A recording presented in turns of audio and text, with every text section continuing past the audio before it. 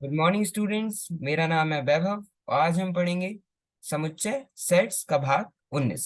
अभी तक हम 18 भाग पढ़ चुके हैं। आज हम 19वें भाग पर दृष्टि डालेंगे और इसे अच्छे से समझेंगे। ठीक है, तो चलिए फिर बिना किसी देरी के शुरू करते हैं। तो आज हम पढ़ेंगे समुच्चय का पूरक, जिसे हम कॉम्प्लीमेंट ऑफ अ सेट के नाम से जानते हैं।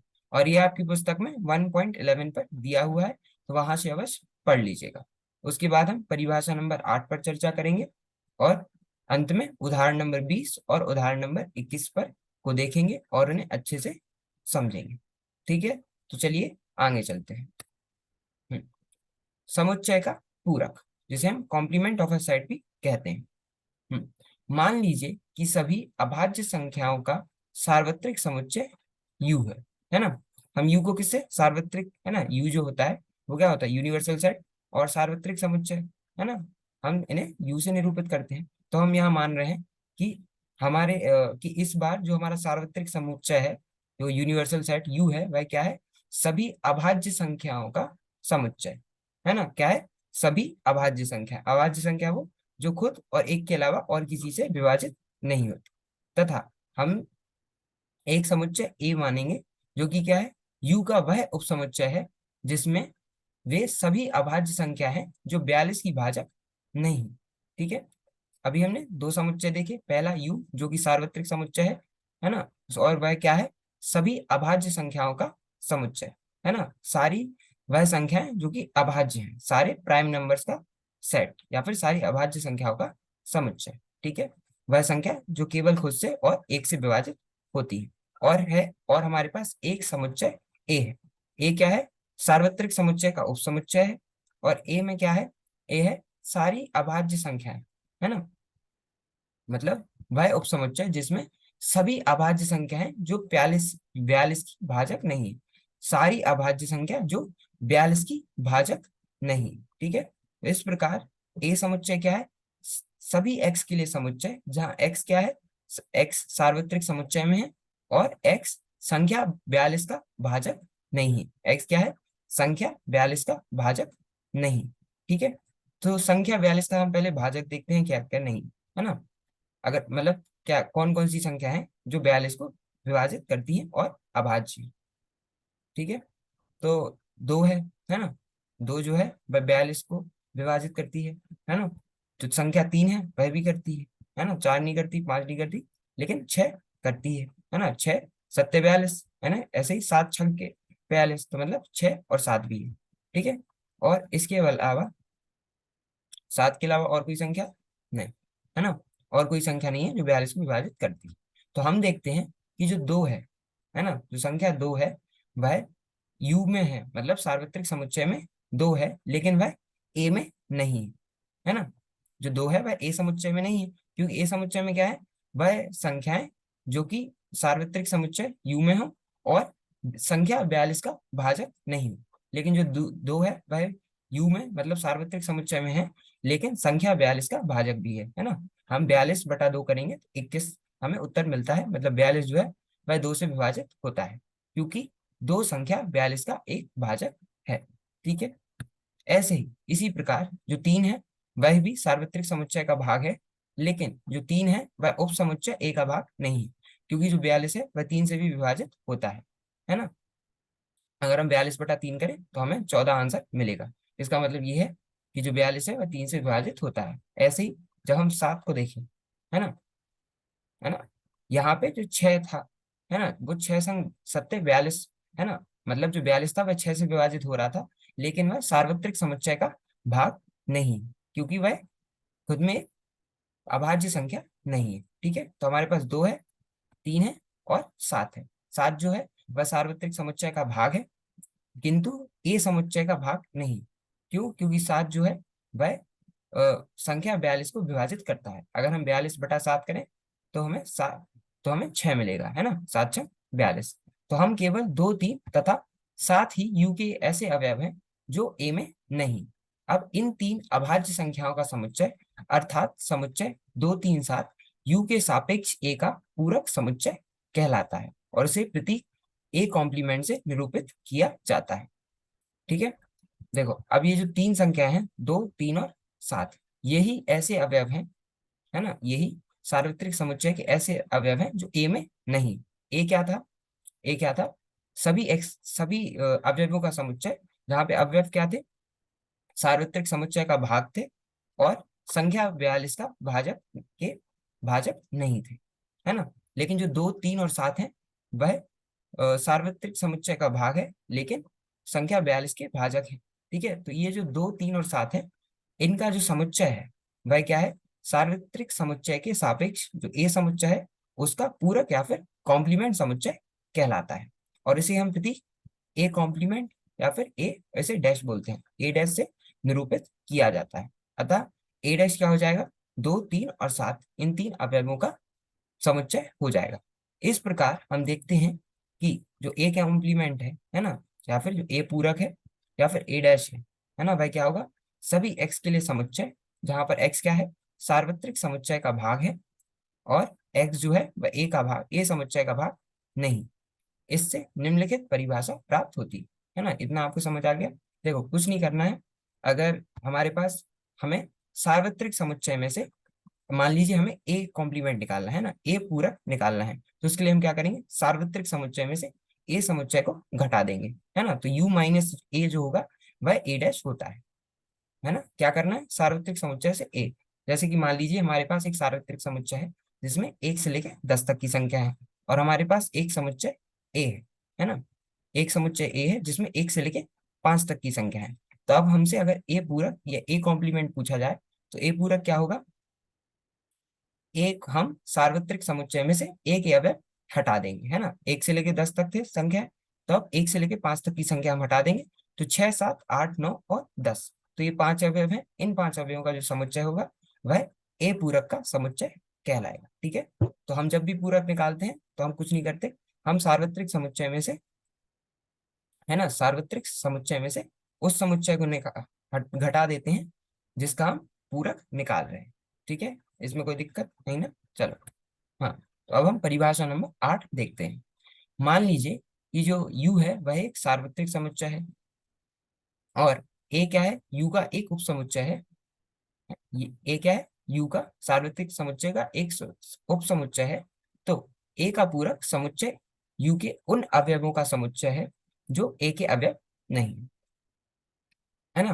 कहने का मतलब है, अगर हमारे पास एक सार्वत्रिक समुच्चय u है, और हमारे पास एक सार्वत्रिक समुच्चय का उपसमुच्चय ए भी है, तो ए पूरक है ना, तो ए का पूरक समुच्चय क्या होगा? यू के उन अवयवों का समुच्चय, सार्वत्रिक समुच्चय के उन अवयवों का समुच्चय जो कि ए के अवयव नहीं। तो मतलब सार्वत्रिक समुच्चय में से जब हम ए के अवयव घटा देंगे, तो जितना भाग शेष है वह क्या होगा?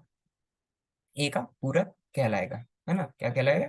जितने भी अवयव बाकी होंगे ए के अवयव घटाने के बाद, तो वो सारे अवयव ए के पूरक के समुच्चय के अवयव माने जाएंगे। ठीक है, प्रतीकात्मक रूप में हम यू के सार्वत्रिक समुच्चय के सापेक्ष ए के पूरक को प्रतीक ए डैश या फिर ए के पूरक से निरूपित करते हैं, है ना। ये क्या है? ए डैश या फिर ए, है ना, ए कॉम्प्लीमेंट या फिर ए पूरक। अतः ए डैश क्या होगा? सभी एक्स के लिए समुच्चय, जहां एक्स क्या है? सार्वत्रिक समुच्चय का भाग है, परंतु ए समुच्चय का भाग नहीं। हम लिख सकते हैं कि जो समुच्चय ए है, समुच्चय ए डैश है, वह क्या होगा? यू माइनस ए होगा। क्या होगा? समुच्चय ए डैश जो है वह क्या होगा? सार्वत्रिक समुच्चय में से जब हम ए को घटा देंगे। ठीक है, ध्यान दीजिए कि ए के पूरक समुच्चय को विकल्पतः सार्वत्रिक समुच्चय यू तथा समुच्चय ए के अंतर के रूप में देखा जा सकता है। ठीक है, ए के पूरक समुच्चय को हम किससे? सार्वत्रिक समुच्चय यू तथा समुच्चय ए के अंतर के रूप में देखा जा सकता है। ठीक है, तो कहने का मतलब है, अगर हमारे पास एक समुच्चय ए दिया हुआ है जो कि सार्वत्रिक समुच्चय यू का एक उप समुच्चय है, तो हम जब ए का पूरक, है ना, या फिर ए कॉम्प्लीमेंट या ए डैश निकालेंगे, तो हम सार्वत्रिक समुच्चय में से ए समुच्चय के अवयव को घटा देंगे, तो जितने जो शेष अवयव बचेंगे उनके समुच्चय को हम ए के पूरक का समुच्चय कहेंगे। ठीक है, इसमें कोई दिक्कत नहीं ना? अच्छे समझ आ गया? तो चलो हम आगे चलते हैं। उदाहरण नंबर 20। मान लीजिए कि हमारे पास एक समुच्चय यू दिया हुआ है ना, जो कि क्या है? सार्वत्रिक समुच्चय है, जिसमें 1 से लेके 10 तक की संख्या है। 1, 2, 3, 4, 5, 6 7 8 9 और 10, हमारे पास ये 10 अवयव हैं, ठीक है, जो कि समुच्चय के रूप में है। और ये क्या है, सार्वत्रिक समुच्चय है ना, यूनिवर्सल सेट है। और हमारे पास एक समुच्चय ए है, जो कि है ना, अगर हमारे पास सार्वत्रिक समुच्चय दिया हुआ है, ठीक है, तो अब जितने भी समुच्चय हमें दिए हुए होंगे वो सारे के सारे इसके उप समुच्चय ही होंगे, ठीक है। तो अब हमारे पास एक उप समुच्चय ए भी है, जिसमें 5 अवयव हैं, 1 3 5 7 और 9। तो अब हमें ए डैश या ए कॉम्प्लीमेंट ज्ञात करना है ना। ए डैश या फिर ए का पूरक जो होता है वह क्या होता है, जब हम सार्वत्रिक समुच्चय में से ए को घटा देते हैं, मतलब सार्वत्रिक समुच्चय अंतर ए जो होगा वह ए पूरक या फिर ए डैश का समुच्चय होगा। तो उसके लिए हम क्या करेंगे, सार्वत्रिक समुच्चय यू के अवयवों में से, है ना, समुच्चय ए के अवयव घटा देंगे, ठीक है। तो अगर हम देखें तो सार्वत्रिक समुच्चय में 10 अवयव हैं, 1 2 3 4 5 6 7 8 9 10। और ये समुच्चय में 5 अवयव हैं, 1 3 5 7 और 9। और हम देखें तो इस पांचों अवयव समुच्चय यू में पाए जा रहे हैं ना, 1 3 5 7 9 ए समुच्चय में है, और 1 3 5 7 और 9 समुच्चय यू में भी हैं। तो हम जब यू अंतर ए करेंगे तो हम 1 3 5 7 9 को समुच्चय यू में से घटा देंगे, ठीक है। तो हम नोट करते हैं कि केवल 2 4 6 8 और 10 ही अवयव हैं जो कि यू के ऐसे अवयव हैं जो ए में नहीं है, क्योंकि बाकी 1 3 5 7 और 9 ये जो 5 अवयव हैं ये समुच्चय ए में भी पाए जाते हैं, है ना, 1 3 5 7 और 9। अतः ए का पूरक क्या होगा, ए के पूरक का समुच्चय क्या होगा, 2 4 6 8 और 10, इन 5 अवयवों का समुच्चय ए के पूरक का समुच्चय होगा, ठीक है।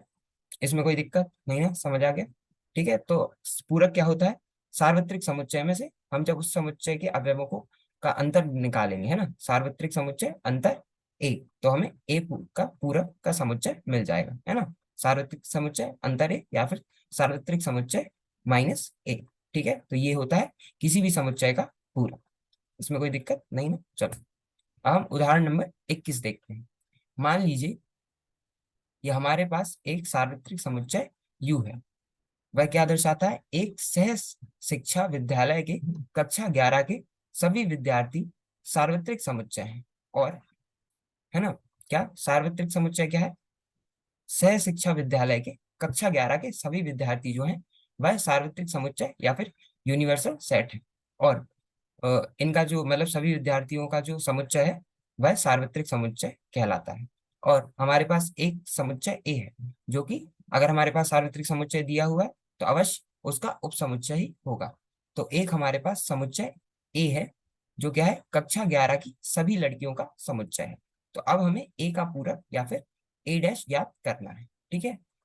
अब यू क्या है, है ना, कक्षा 11 के सभी विद्यार्थियों का समुच्चय।